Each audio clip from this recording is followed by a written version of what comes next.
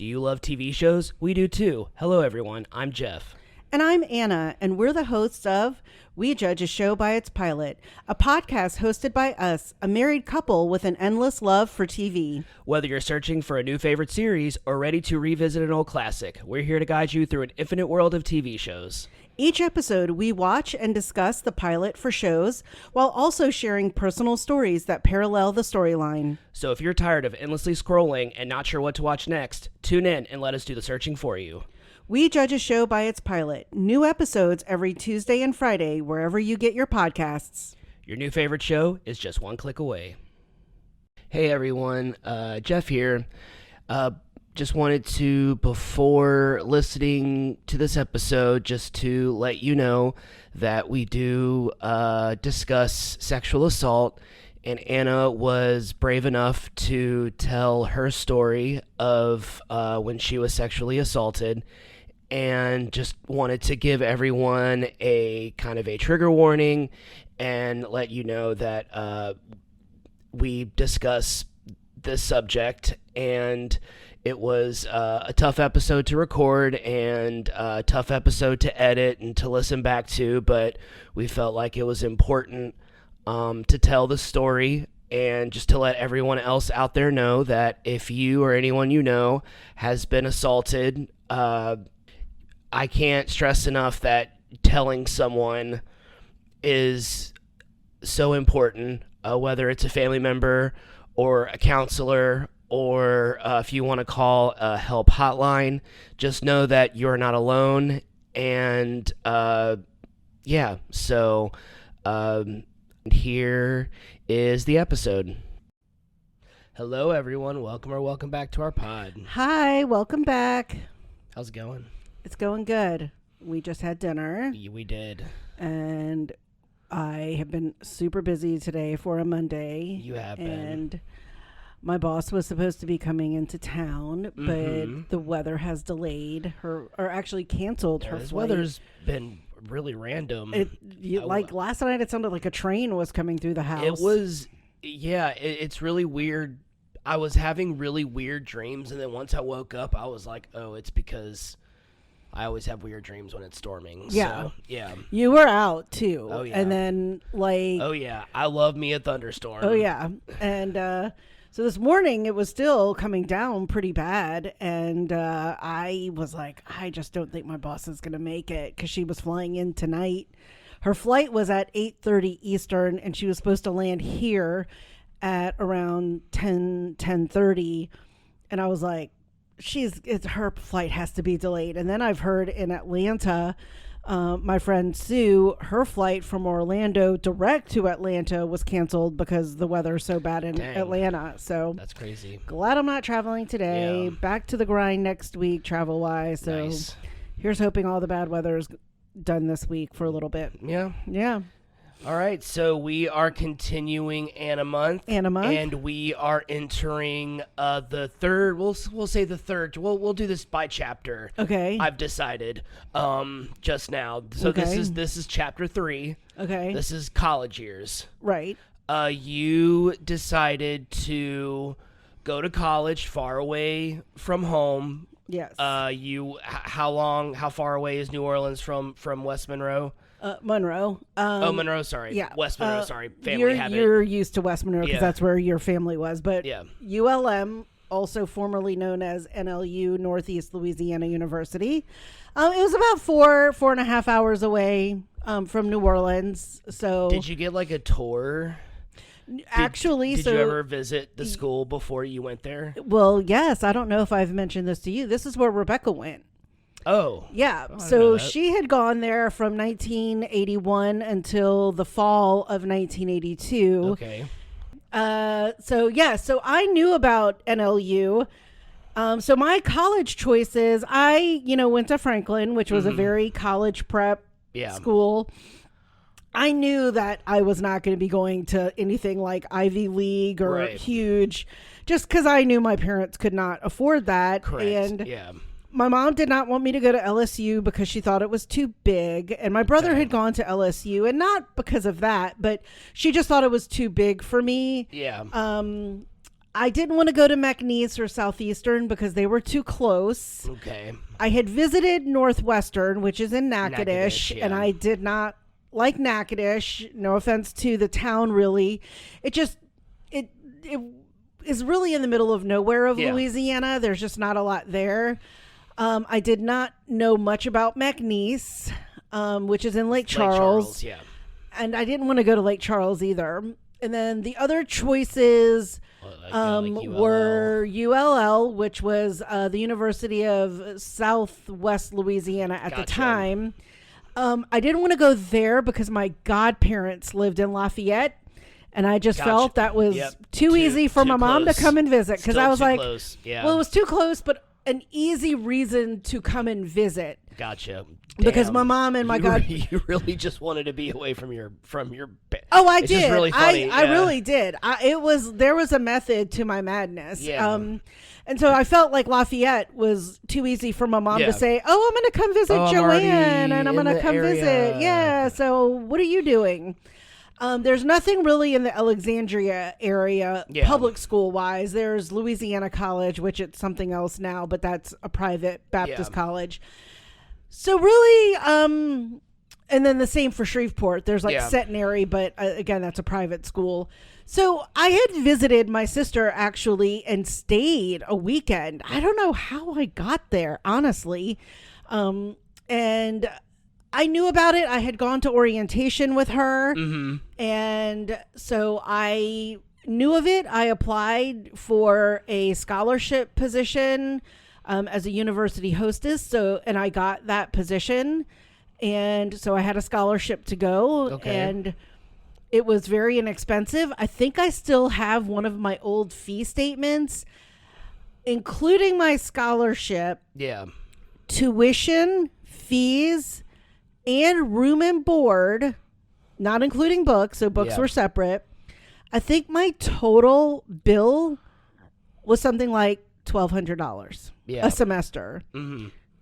That like it's $15,000 a Yeah. year to live at LSU, and Yeah. that's just To that's live. just the room. Right. That's not the meal plan, your Oh, yeah. tuition, books, Books, like fees. Yeah. yeah. I honestly do not know how parents afford college these days. So I was pretty lucky that the college was inexpensive. I had dreams of going to like a school like Ole Miss Yeah. or maybe like even Auburn. But again, I just knew my parents could not afford to Right. for me to go out of state. I also, it's crazy. I've talked about this with my high school friends that our school counselors really didn't help those of us that didn't have a plan to go to an Ivy League. Right. Like if we were going to a state college, they were like, okay, you've got this. Yeah. Like, and I really, I hated that looking back. 'Cause I think I could have gotten more scholarships and maybe even have been able to afford to go to some place like Ole Miss or Auburn. Yeah. I just didn't know how to go about doing it. I mean, you have to remember I was graduating in 1987 and obviously the internet did not exist, or at Right. least any form that I knew of or how to use. And, you know, you just were lucky if you got a college based on your ACT or SAT scores to mail you a catalog.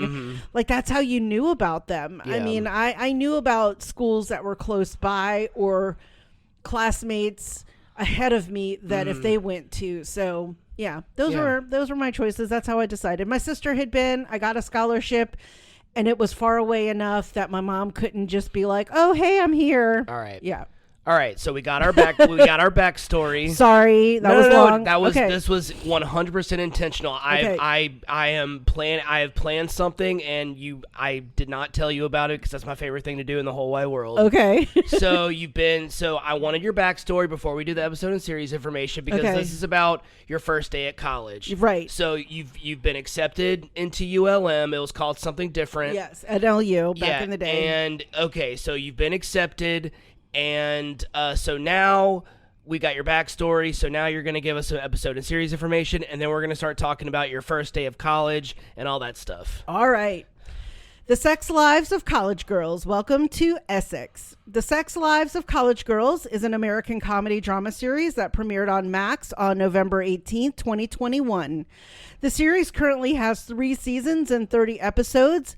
Unfortunately, as of right now, the series has been recently canceled. I even made a Facebook post begging for someone to pick it up. I had almost forgotten to update this because when I had originally written this, I said it hasn't been renewed for a 4th season yet, but I had to unfortunately go back and change it. It was about it was I think maybe while we were on the cruise or just before. I remember sending you the image and I knew you weren't going to be happy. I know.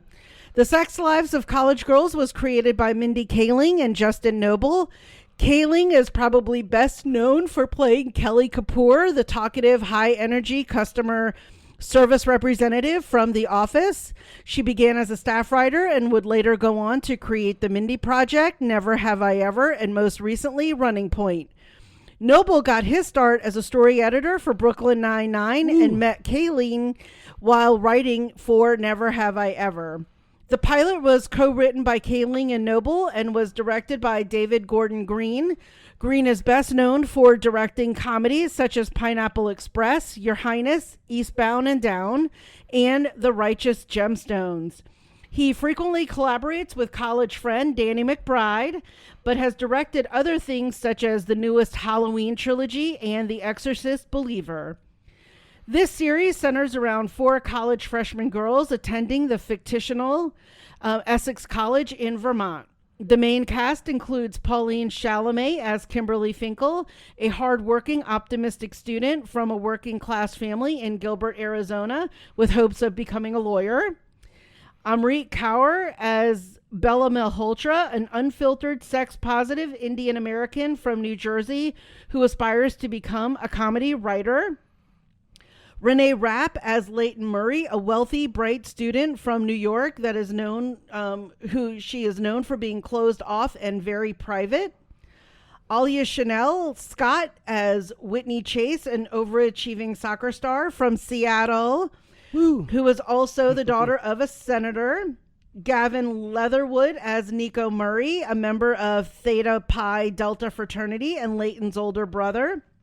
Chris Meyer as Kanan Green, Kimberly's easygoing co-worker at Sips. And probably our favorite of the show is Ilya Izorelius Paulino as the incomparable Lila Flores. I couldn't think of any other word to describe her. Kimberly's other confident and outspoken co-worker at Sips. Renika Williams as Willow, Whitney's fun-loving teammate. And Lolo Spencer as Jocelyn, a quick-witted social media influencer who lives on the same floor as the 4 girls. You can currently watch all 3 seasons on Max. And please, if anyone is listening, please make a season 4 because season 3 ended on the most amazing episode. And I need to know what happens next. I must agree. So it's pretty obvious what drew you to this show. Yes. I mean, you are such a, I could very easily just call you are just a fan of school. Oh, yeah. You are a lover of, you love school. I mean, like there's no other kind of way I can describe it other than you are just someone that you love school, and any show that's kind of like set around a university or about a professor or about a teacher. I know you recently have fallen in love with Abbott Elementary. Oh my God, I watch them all the time now. And Sex Lives of College Girls, which is about college life. So when I think whoever of us saw this trailer. Oh, I saw it. I don't think anyone told me about this. Yeah, that's what I mean. Yeah. Like, I think like this was just something that like you just immediately wanted to watch.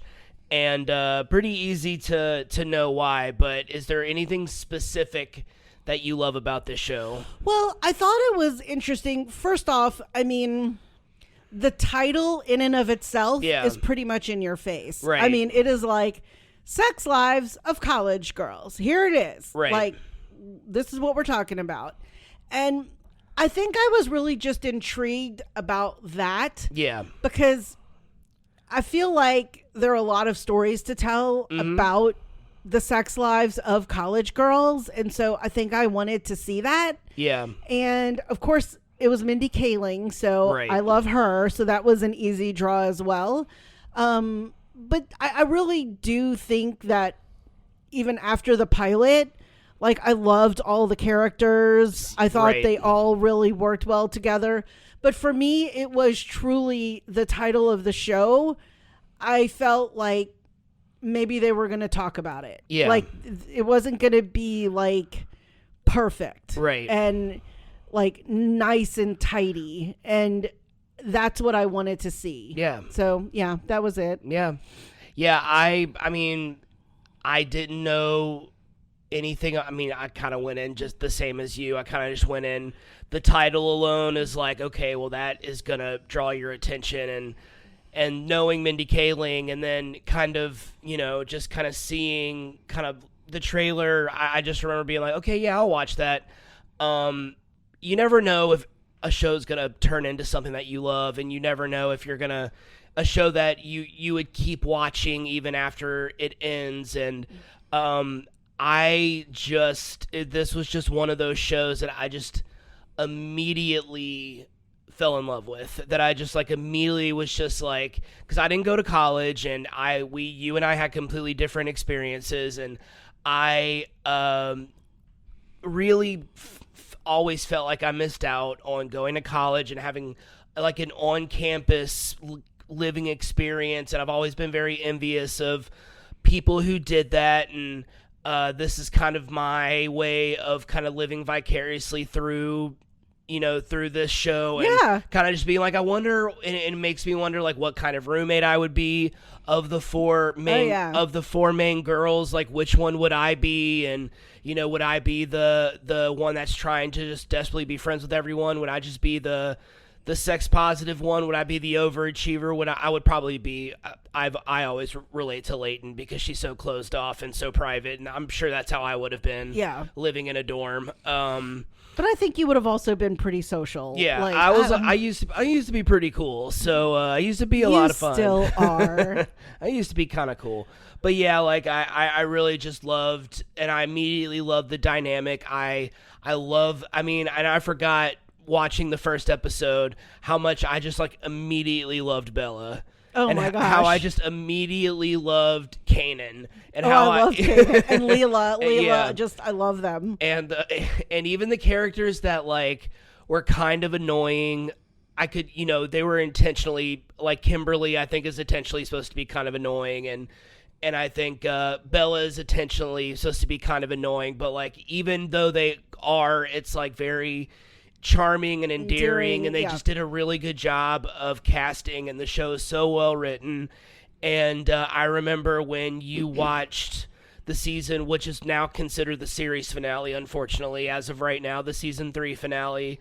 You watched it, I believe. Did you watch it at home? No, I was traveling. You were traveling and you texted me and you were like, you need to watch it. Like, you need to watch it. Don't wait for me. I already watched it. So I'm just like, okay. And I was like, I'm crying my eyes out. And then I watched it, and it got me. And you know how easy it is for me to start blubbering. So no, we're both tenderonis. But yeah, it was so good, and it's such a shame that as we're recording this, like, it just got canceled. Literally, we're like 2 weeks ago. Maybe possibly less than that. Like, yeah, it's just crazy. It sucks, but like I'm Dying Up Here and Travelers and all these other really good shows that just kind of didn't get, it just didn't happen for him despite being really good shows. This is probably there's like a massive saturation of shows and availability and people coming out with stuff. So I can see how it happens, but please, at least one last year or 2 years. Netflix, Hulu, Peacock, one of y'all, pick it up. Please. Prime, Tubi, Plex, Freevee. I listed them all on my Shudder. Facebook. Any of them. All right. Okay, so you've been accepted into ULM. And you, did you do any type of like orientation. Yes. Where you like stay the night there, Yes. kind of like what Maddie's going to be doing Yes. for her. Okay, tell me about that. So our orientation was called prep, and it's called, I think it was like, oh gosh, preview, register, something. I don't, Equestrian protein. Yeah, something. I don't remember. But it was called prep, and it was 2 nights. It was like a Friday to a Sunday.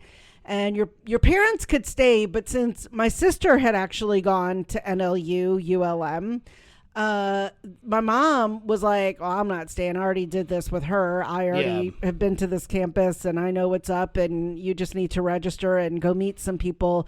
And she left to go meet up with a friend of hers in North Louisiana somewhere that she had contacted. Okay. And she was going to go have like a girls' weekend or something, Hell yeah. I guess. That's what it was called back then. So yes, so I did orientation.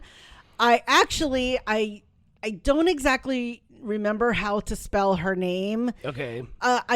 After orientation, I don't think I ever saw her again on campus, but she was extremely sex positive. I just remember she was from Lake Charles or Sulphur, Louisiana, down at that western corner by Texas, down below. Southwest area. Yeah, that southwest area. And I just remember her talking like she couldn't wait to get to college because she hated like living at home with her parents, and that she was going to be like having all the sex that she wanted. Hell yeah. And I even think at orientation, one of the 2 nights she spent the night out. And Nice. I mean, not that, I mean, hey, believe me, I was not a virgin going to college. I had already had sex by this point, but I was like, I just met you. Yeah. Like, do we need to be talking about this? 'Cause I will also say that I'm pretty private when it comes to talking about my sex life even with my close friends. I mean, I think a lot of times they think they know a little bit about my sex life, but I've probably have barely touched the tip of the iceberg with what I've discussed. Ha ha ha. Tip. But so yeah, so we had orientation, we registered for classes, there was like a dance, you met people, and then you went home for the rest of the summer until you came back for fall. Okay. And so then for when I came back, they had actually put me in the wrong dorm. So it's kind of like a Layton situation. So this was kind of funny. So this is your first day of college. First day, moving in day. Okay. It was like a Saturday or a Sunday. My mom and her friend Anna Spina, drove me up, and essentially I unloaded the car by myself because the 2 of them could not walk up the stairs. They were like, oh, we can't walk. And it was probably just like that. But I was accidentally put in the senior dorm, like the upper level students. Gotcha. And it was a dorm that had doors on the outside. It was like a hotel, like a Motel 6 looking kind of dorm. And it kind of freaked me out because I was like, I don't know if I like this. Yeah. Like, you know, I mean, whatever. But the girl who I moved in with, she was not pleased because she had requested a single room. So the whole situation that day was bad. Yeah. So I'd gone to like campus residence housing and requested a change. So they said I had to wait until Monday to find out if there was like an open room in one of the freshman dorms. Thankfully, so I had to spend 2 nights in that dorm. I didn't unpack because I was hoping to move. Yeah. And so Monday I got notice that I got put into a new dorm, and luckily I had met a girl who had a car. I did not have a car during college. And I had met a girl through the University Hostess Scholarship Program I was a part of, and she offered to help me move. So she and like I think 1 or 2 other girls like in the new dorm that I was going to be moving into offered to help me move. So thankfully these sweet girls helped me move. Yeah. And so then I got put into my new room with my roommate named Terry, who was actually the older student. She was a junior. But she had gone to community college, so Gotcha. it was kind of her first year at like living in college. and she was a pharmacy major, and we lived together for a year, and then she moved out and got an apartment because she was like 21 and was like, I don't want to live in a dorm anymore. We're still friends today. I was in her, I helped at her wedding. Aww. I was like the guest book girl. So we stayed friends. I see her post on Facebook. Her daughter went to LSU. She was in a sorority, and then I also had joined AO Pi as well. So that was the moving in the dorm. So it's kind of funny that I had kind of a Layton situation. So our dorms were suites in the sense of there was a room with a bathroom between us and then another room. And we didn't have the fancy rooms like they have now in a lot of the college dorms where there's like a little kitchen, dining room with a living room. And then there are 4 bedrooms attached where each girl actually has her own bedroom. And then the 2 girls each share a sink, a toilet, and a shower. Gotcha. So there's it's like a 4 bedroom, 2 bathroom, kitchen, living, dining suite. Right. That was not what we had. We had a shoebox, a small bathroom, and another shoebox, and that was it, with an air conditioner that barely ever worked. And so that was move-in day, move into the new dorm day. Yeah. So what was like your first year of college like? It was pretty fun, I will say, for the most part. Because you're like a born and raised city girl, and you were suddenly living in the country. You were living in northern Louisiana, is very rural, buckle of the Bible Belt, very Southern Baptist. Oh yeah, and you were from the West Bank. You were a city girl. Yep. You taken getting in random vans to go to the party, go to parties late at night, sneaking out of my house.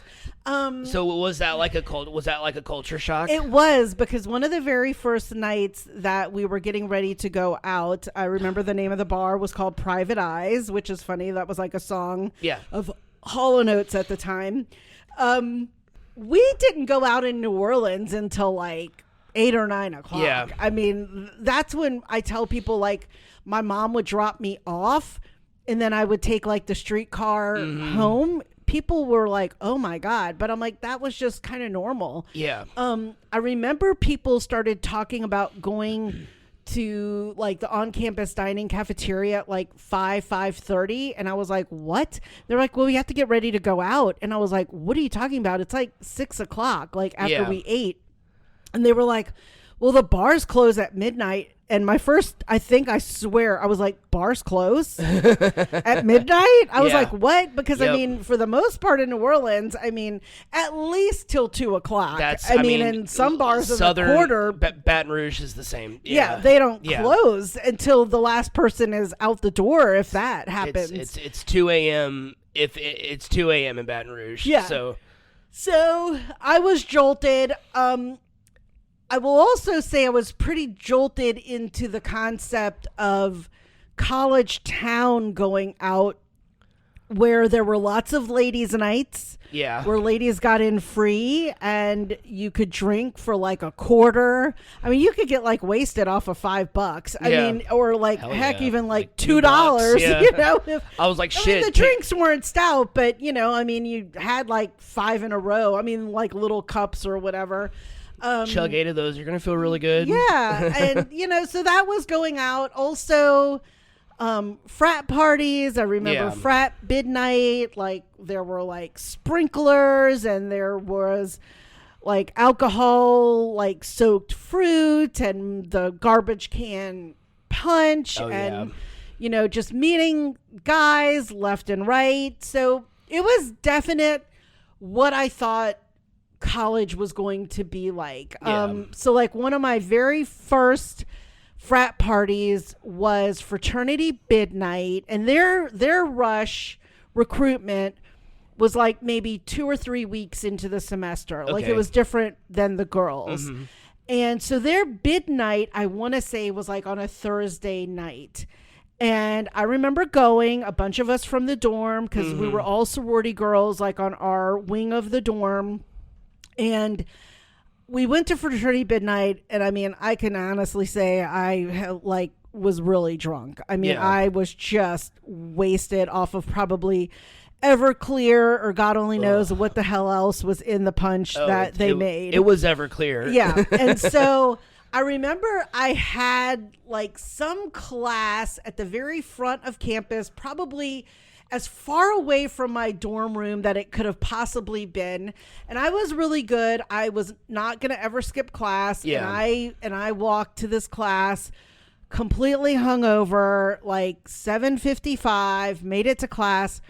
And probably at about 8:30, I was like, I'm going to vomit. I'm going to like throw up all over this class. And God only knows it's going to be like red punch everywhere. Mhm.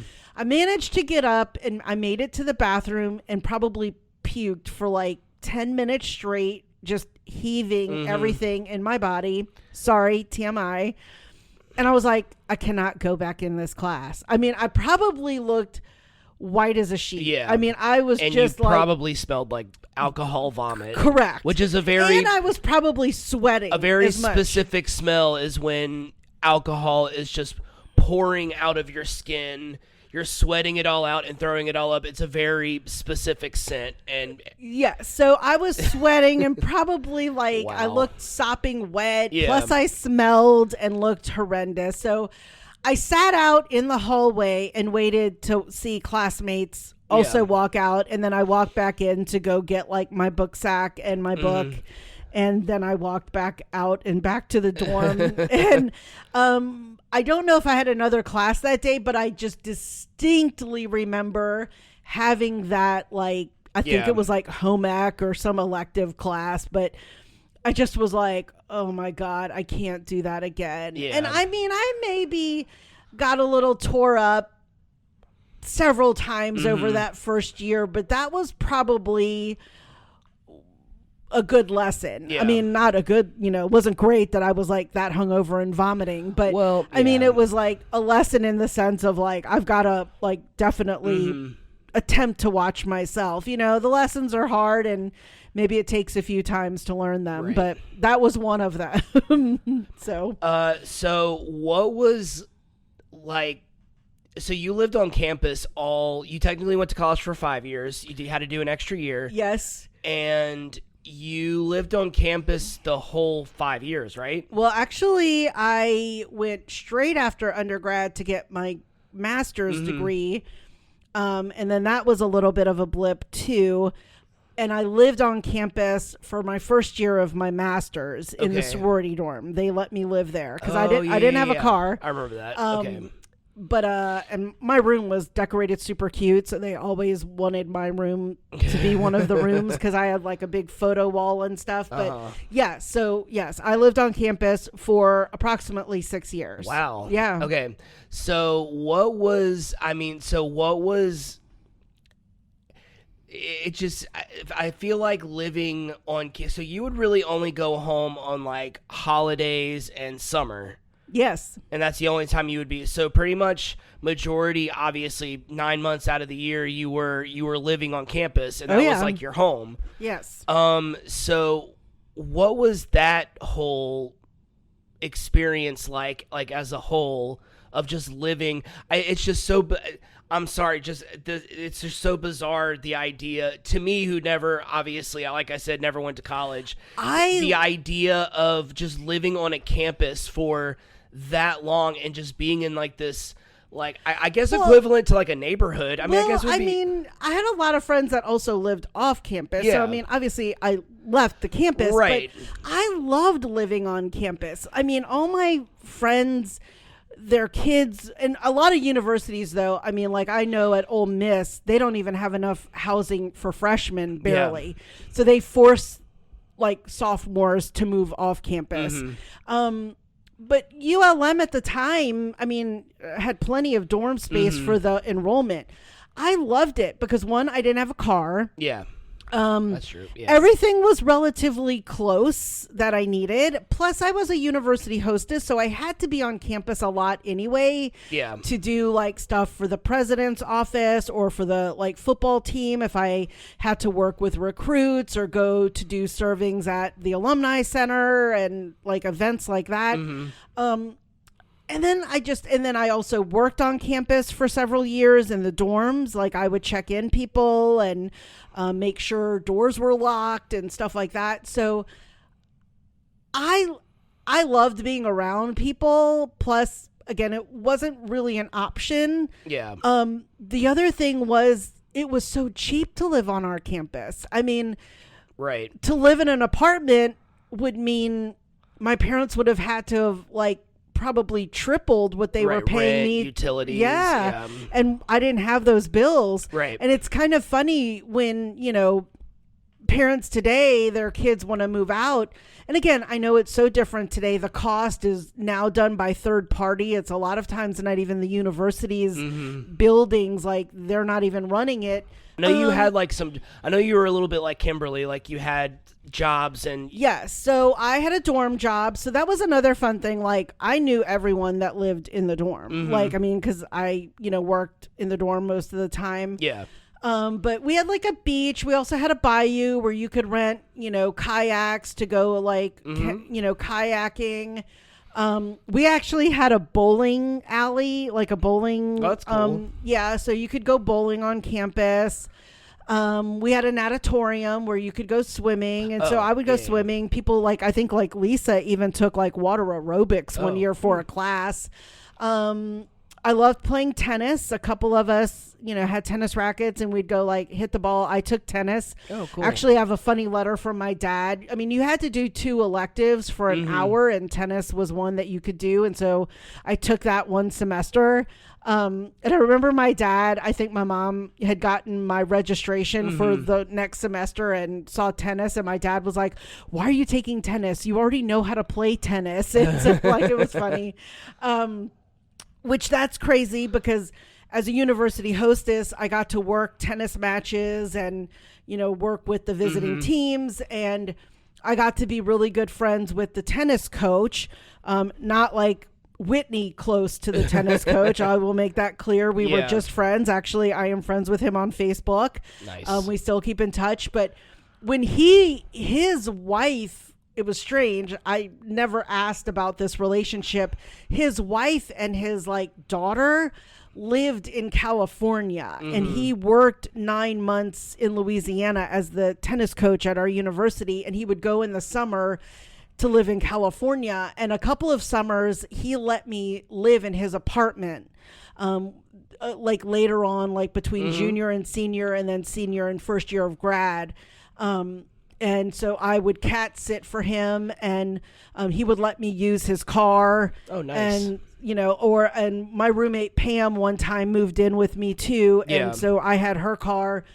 So yeah, you just got to know everyone. I joined a lot of clubs. I wrote on the newspaper in the yearbook and I was in the Residence Hall Association and on student government. At one point I was on the campus activities board and, I love a small college just because it was easy to be involved and you kind of knew everyone, even if they weren't in a fraternity or sorority, you met them through another student group and you could meet their friends. So I liked going to a small college and, while I maybe initially had dreams of going to a big SEC school, I don't know if I would have flourished as much going to one of those.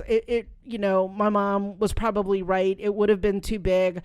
I know I could not have ever afforded joining a sorority at an LSU or an Ole Miss. My parents just would not have had the money for that. Yeah. That was the other thing that being in all of those student groups, I would always find out about these random job opportunities. Because if you ever ask anyone, if there was some sort of money-making opportunity for, an alumni event or alums were throwing something. So I remember I was working at like one of the football events, and they were talking about this casino night that the Alumni Association was hosting, and they needed people to sell like tickets to the people that were like fake gambling.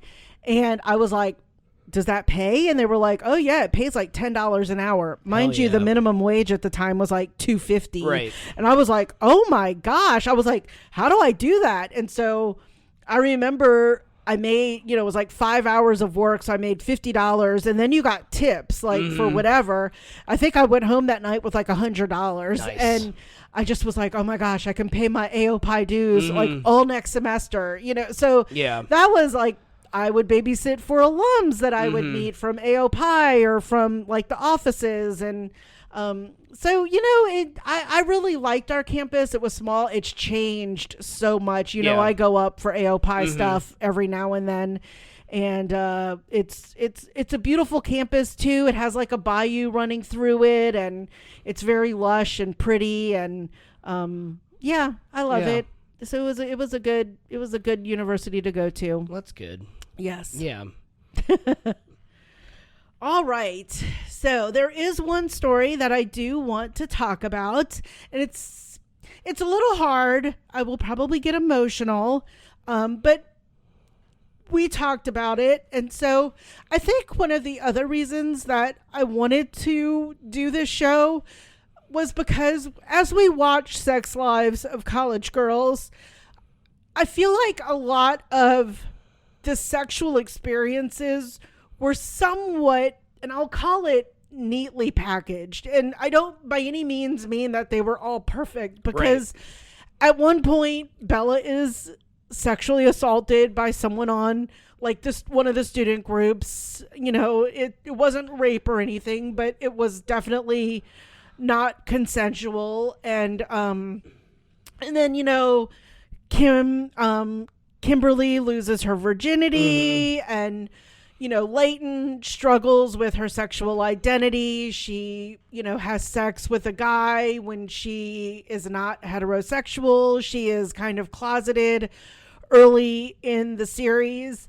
And some other sexual experiences have happened for the girls, but one of the ones that they have not really addressed is someone being raped. Yep. And I was raped during my first year of college, and I'm not going to really go into a lot of the details about it, and I actually have never really openly talked about it. I have told Jeff about this.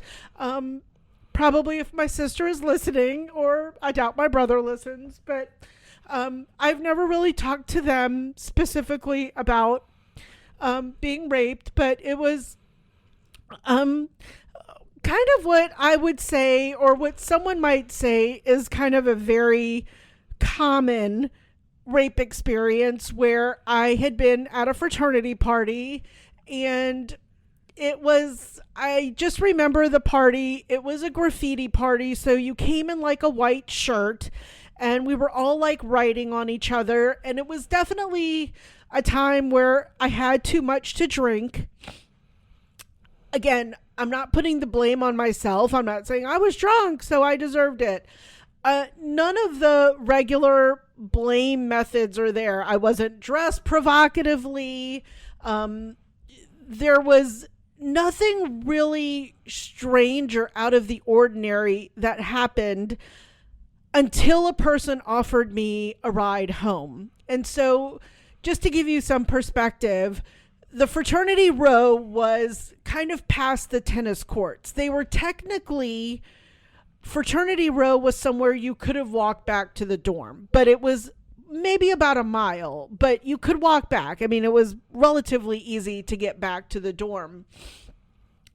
But I was drunk, and this guy had asked me like, oh my gosh, you're totally wasted. Like, do you think you can make it back to your dorm? And I was like, yeah, I can. It's going to take me a while. And, again, at a fraternity party, everyone's dancing, everyone is mixing. Yeah. And so he offered me a ride, and I was thinking like, wow, 30 minutes walking or like 5 minutes in a car. Yeah. It sounds like a better idea. And I was thinking, frat guy, nice guy were having a social with this fraternity. It was an AOPI and the fraternity's party. And so I felt like safe that he was going to take me home. And he seemed like obviously a nice person. Well, he ended up going in the opposite direction of where the main campus was and took me to his townhouse. And I was like, okay, I know I'm drunk, but I know that this is not campus. Right. The other problem was, obviously, this is before cell phones and pagers and GPS maps and find a phone and find a friend and all of those things. And so I was like, where are we? And he's like, oh, I had to come get something at my apartment. He's like, just come in and I'll bring you home in just a minute. And I was like, again, still just thinking like, okay, like, sure, that makes sense. I don't know what you need, but okay. And I went into his townhouse and he's like, just come upstairs, let me go to the bathroom and do something. And by this point, even though I was still drunk, I was probably at this point starting to like really sober up. And I started to realize like, this isn't good. This doesn't make sense. Yeah. But the problem was I was now like really far away from the campus in and of itself. And I didn't know where I was because this was within the first month of me being in college. Like this was probably September of my freshman year. And so I really started to get nervous. And so I was in his room while he was in the bathroom, and I take his landline phone and I drag it into his closet. And I call my roommate and I'm like, I don't know where I am. I'm like, so-and-so took me to his townhouse, but I have no idea where I am. And so my roommate, who I give a lot of credit to, I had told her his name. And so she was trying to find like someone who knew where he lived because she had a car. But again, it was like, by this point, it's like 1 or 2 in the morning. And she's like, who am I going to call? Like, so it was pretty crazy. So I'm in the closet still, like, freaking out because I'm like, this is not a good situation. And he's like knocking on the door. He's like, what are you doing? Why are you in there? Like, why are you on my phone? And I'm like, I'm sorry, I was just calling my roommate to come get me. And he's like, I'm gonna bring you home. What are you doing? He's like, I just had to come and use the bathroom. And I was like, again, I'm like, just why don't you take me home? And he's like, I will in a minute. Then it, and just kind of started just giving me excuses. And within like the next 15 minutes, he was trying to get on me and had like actually at one point unplugged the phone from the jack within his room so I couldn't make any phone calls. And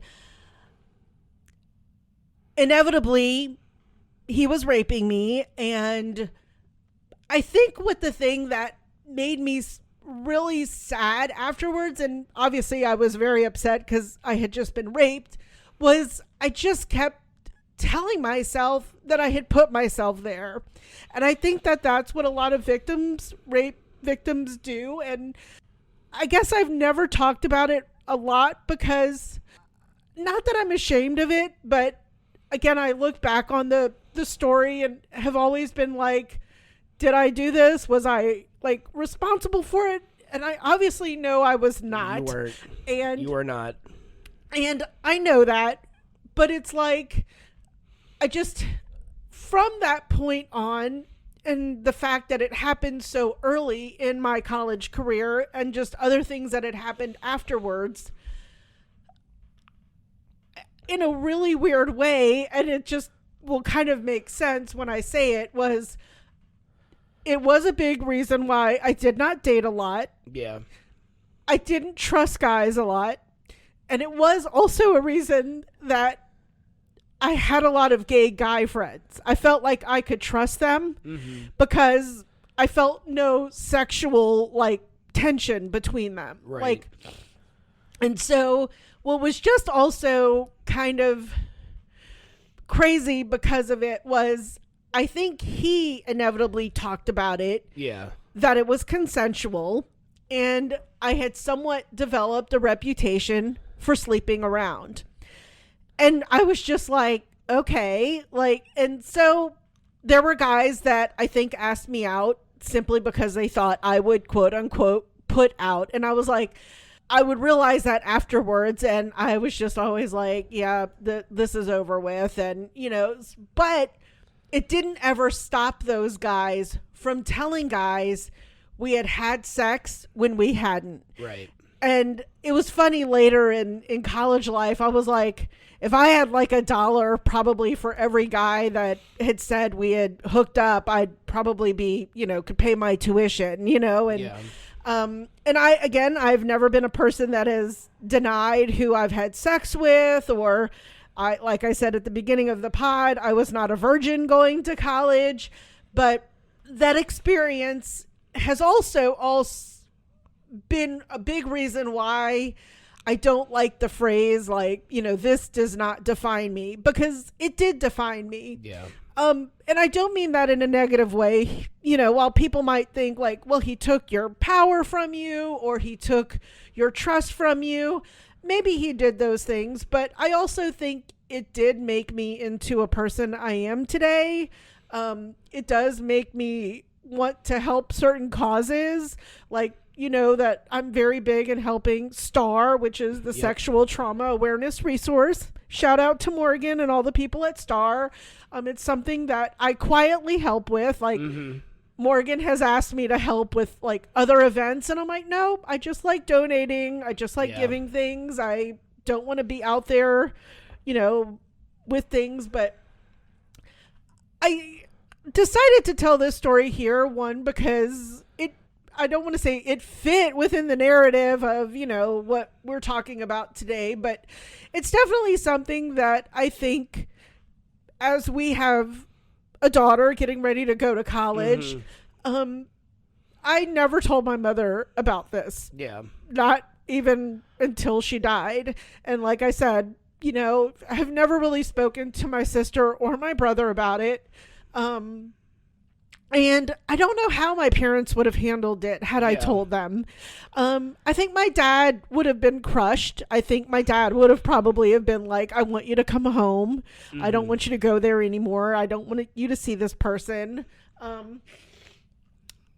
don't know if my mom would have reacted as a lot of people do, of the sense of you put yourself in that situation, you were drunk, in kind of just the way that society pushes that narrative of that it's the victim's fault. Yeah.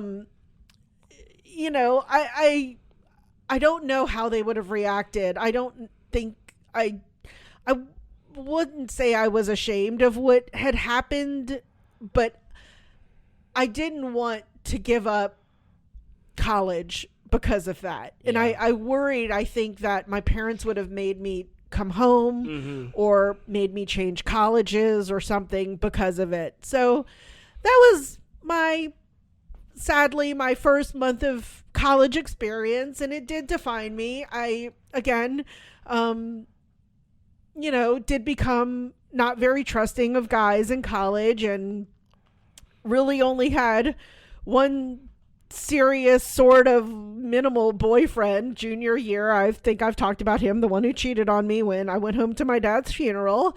But you know,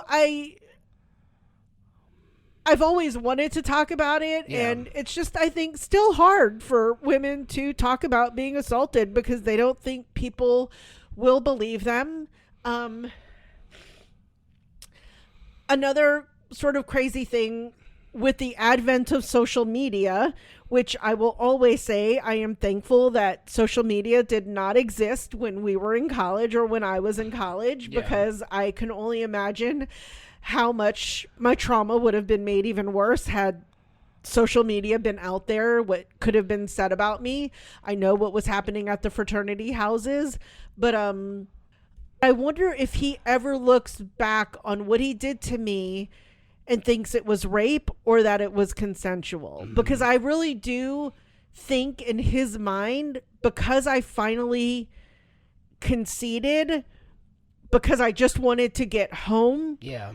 that he thinks what happened was consensual. Yeah, no, it wasn't. And it was not. It was, I was scared out of my mind Yeah. that if I didn't consent, and I put that in air quotes, Right. that something worse was going to happen. Breaking someone down until they Yeah. say yes isn't consent. Correct. And I think a lot of men try to justify it that Correct. way. And I Yeah. think he did. And Yeah. especially then. And, you know, so it's like I finally got to a point where I needed. So that is one of my stories. And you know, I'm not going to slight Mindy Kaling for not including a whole rape story on the Right, show. right. But, you know, I obviously sadly think that rape is on campus is, you know, something that happens a lot. And they did address a Bella, somewhat of an assault story. I think the point of not to change the subject, Yeah. but but I think with Bella's case, I think hers was specifically made for, there are different types of sexual assault. Yes. Kind of like Amy Lee Wood's character on Sex Education, where she was assaulted by someone, but she wasn't actually like raped. Correct. When she was on the bus. on the bus. Yes. But it traumatized her, like Yes. it made her not trust men. And I think that people need to understand that sexual assault is more than just raping someone. Yes. It's more than just, you know, that the act of, and that there are many different types of sexual assault. And I know that this is a man saying these things, but I just want to say that even if you just want to call a hotline, just tell it. I can't stress enough how much better you feel after you tell someone.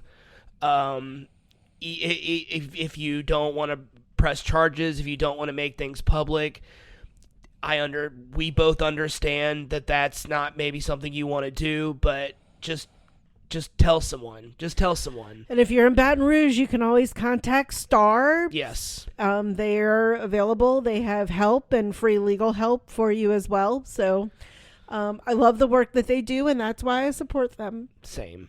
So thanks, babe, for listening. All right, we just took a quick little pause, just to catch our breath and regroup, and we were only gone for a second, but that was an actual couple minute pause. So we're just gonna go ahead and get into this pilot summary. Sex Lives of College Girls pilot summary. The episode opens as the four girls arrive for move-in day, each with an accompanying parent or parents.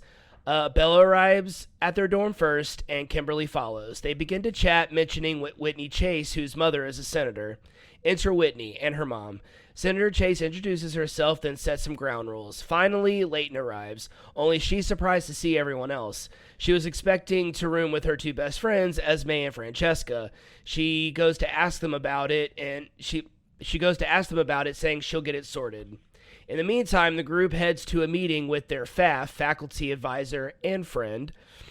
He asked them to share their fears, and a few people do, which was that scene was pretty funny. Really that cute. scene was pretty funny.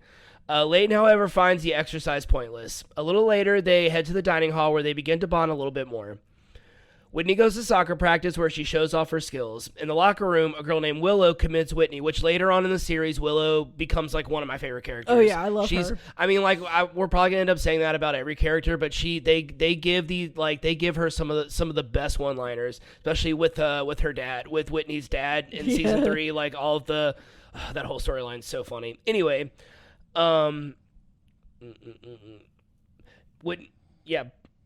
Whitney goes to soccer practice where she shows off her skills. In the locker room, a girl named Willow commends Whitney, but just around a set of lockers, one of their teammates, Jenna, and her friends slam Whitney. They don't believe she deserves to be on the team and is only there because of her mother. A little later, she goes to talk with the coach, Dalton. It's not about the locker room though. They're seeing each other, so they're hooking up. Perhaps they met at her orientation. I know. I had always wondered, like, or if I he guess scouted her, maybe. Maybe, yeah. They don't make that clear of like when they started to hook up. Yeah. At the next practice, Jenna acts aggressively towards Whitney. The two get increasingly heated and get into a brief shoving fight. Dalton breaks them up after practice. Well, Dalton breaks them up and then sends Jenna home, but lets Whitney stay. But after practice, Whitney tells him not to do that again and that she can handle herself. Later, he sends an apology bouquet of flowers and Kit Kats.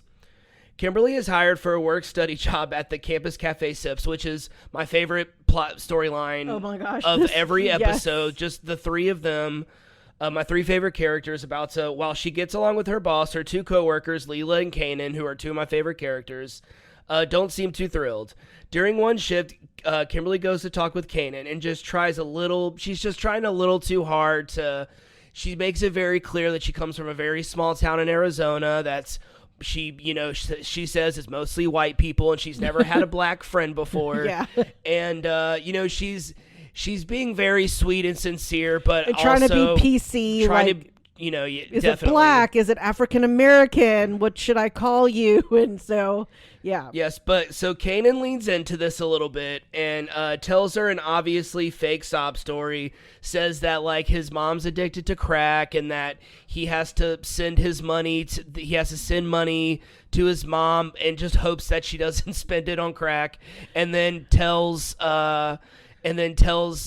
Kimberly like, oh, well, Leela has it even worse, and proceeds to tell her that she has a baby. Leela has a baby and a baby daddy that's in jail. Yeah.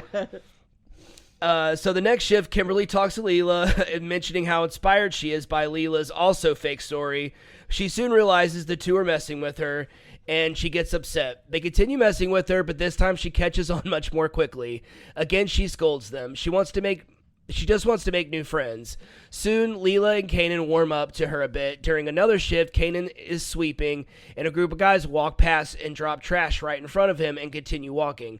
Just before they get out the door, Kimberly stops them. She goes off, calling them out and saying that they're humans too and deserve to be treated as such.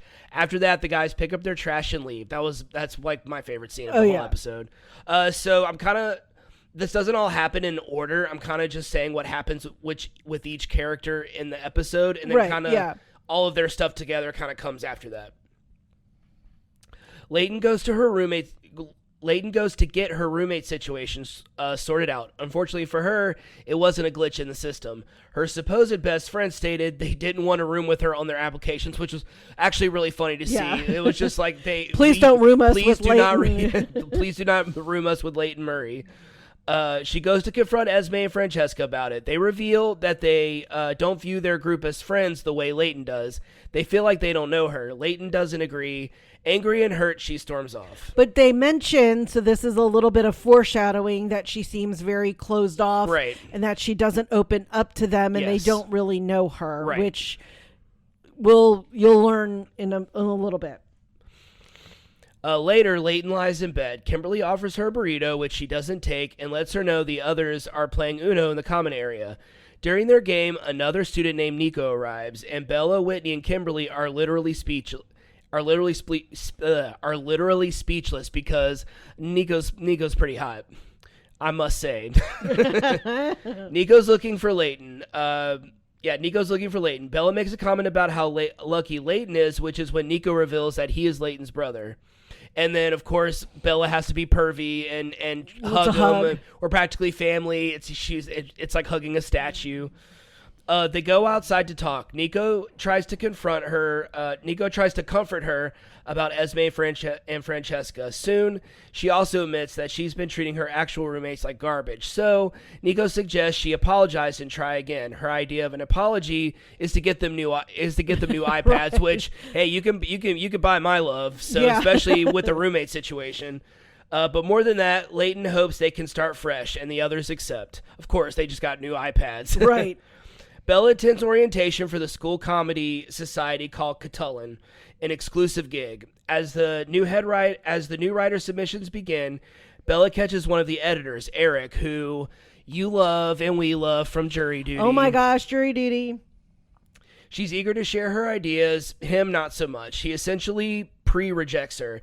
Eric cites that with all the reapplicants, there most likely won't be room for another female because they already have 2 out of 15. Right. Bella's disheartened, but not enough to give up. In the dining hall, she tells the others about a party Catullin hosts for applicants. She's not sure she should go, telling them about what Eric said. Kimberly thinks Bella should report him. Layton suggests Bella just show them she's chill, and Whitney agrees. So Bella goes to the party. She tries to talk to another editor who directs her to the group of people she needs to get on her side. And then when she returns, she tells Layton about the party and that her idea of being chill is giving out, I don't remember exact, 6 hand jobs? Yes. 6 hand jobs. Layton is quite shocked, but Bella is feeling excited and proud to be sex positive. As it turns out, it worked. Even if she wasn't necessarily trying to trade sex for a spot, Bella makes the Catullin team. Earlier in the episode, Kimberly mentions her boyfriend, Max. He surprises her with a visit, hoping to stay for the weekend. At night, they take a walk where they bond over their shared unexpected experience at their respective colleges. So they both kind of come from working class families, and they're both at these like very high income. I think he's at Princeton, and Essex is supposed to be kind of the same level. It's, New it's very England, wealthy, yeah. and they're both kind of the scholarship kids. At night they take a walk where they bond over their shared unexpected experience at their respective colleges. When they get back to the dorms and the others are sleeping, they decide to have sex for the first time. The following morning, Kimberly is excited and talks about plans for the day, until Max ruins it all by suggesting they break up. Kimberly is rightfully upset, and the others stand at their doorways and are also disgusted. Also, this guy has chest hair like Teen Wolf. Body hair like to his neck. Sasquatch. All over his shoulders, arms, back, chest, everywhere. Kimberly wants to know if the only reason he came to Essex was to have sex with her. Instead of giving her a straight answer, he tries to explain his viewpoint, but Kimberly leaves for work and the rest boot him out. Whitney also faces some heartbreak. On a run, she sees Dalton on her route. She greets him, but he seems nervous. A few moments later, a woman approaches them. And who is this woman? Oh, it's just Dalton's wife. Yep. While out, Layton and Bella run into Nico and his friend Corey, who totally has the hots for Layton. They chat for a bit. Bella asks to see Corey's torso, and he obliges. And Nico invites them to a party. When they get back to the dorm, Bella tries to rouse a very sad Whitney and Kimberly. They'd rather stay in, but after a rousing pep talk, they agree. They agree to go to the party. At the party, Layton claims she forgot her phone. She didn't, and is going to go get it. The others head inside, excited for their first college party. They get their drinks and prepare to mingle. Kimberly gets a text from Max. He's just checking in, but then also asks if he can keep using her Netflix account. Someone doing a keg stand falls on top of her, and she spills beer on her shirt. She wants to leave, but runs into Nico. He offers to grab her a dry shirt and convinces her to stay a little longer. Bella goes to talk with 2 girls on Catullin. They're rather hostile towards her, though. They know about the handjobs, and one girl mentions some of the guys had girlfriends. She finds Kim and asks to leave. Whitney and Layton are having better luck with the night. First, Whitney spots Kanan, and they introduce themselves. Then, Whitney gets right to the point. She wants to see Kanan's room, and Kanan's like, what up? Let's go hit it. He catches her drift, and off they go. Meanwhile, Layton is at a casino bar, which was super random. Kimberly texts her to make sure she's okay. Layton exits out of her text on what seems to be like a hookup app. She scrolls through and selects a woman to meet with, and meets a lady, and they hook up in a hotel room. Yep, they sure do. End of episode. I can't believe the show got canceled. I know, especially after the season finale of season 3. It was so good. It was. All right, so this show's on Max. This was a heavy episode. But I'm very proud of you for telling your story, and it's not easy. As someone who talked about something extremely personal on this podcast, I can speak from personal experience, not to that degree, but I can speak from personal experience. It's not easy, to talk about something that is really difficult, and I'm very proud of you, and I love you very much. Thanks, Boo. And, you're the best. Oh, well, thank you. All right. Let's wrap up this episode. All right, thanks for tuning in, and if you haven't already, go ahead and follow us on whichever platform you're listening to this podcast on. That way you'll be notified every time we publish a new episode. You can also follow us on Instagram at WeJudgePilotPod. We're also on Facebook. You can leave us a comment, suggest a show for us to watch, or leave some emojis in the comments. What you got? All right. So for Sex Lives of College Girls, I've got the college, any of the girls, coffee, the car to represent them all moving in, the suitcases, the teddy bear, plate and utensils for the dining room, the flowers, the burrito, the number one because they were playing Uno, the computer for the iPads, paper and pen for the Catullin, the soccer ball, a bed, the hands, 6 of them if you want, the runner, the beer, slots, and then for me personally, I will say the infinity symbol, the rose, the panda, and the sheaf of wheat to represent my sorority. And then kind of the bird that looks like an eagle that is now the mascot. We are the Warhawks at ULM. So to represent my undergrad college. So shout out to ULM. All right. Well, we are going to head out, but we will talk to you soon. Thanks for listening.